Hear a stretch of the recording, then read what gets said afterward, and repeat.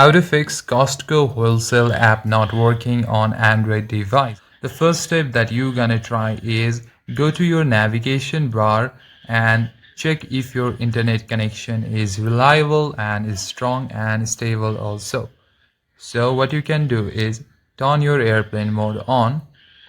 Now wait for 10 to 15 seconds. After that, turn airplane mode off and again switch back to your Wi-Fi.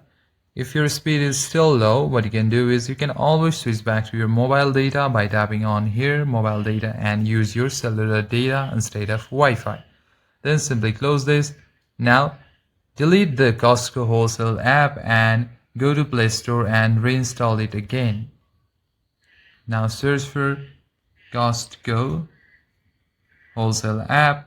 As you can see, this app is not available on my region yet. So if it is available in yours, simply tap on the app and tap on the install icon right over here. After your app is installed, try reopening the app and there we have it. Your problem should be fixed.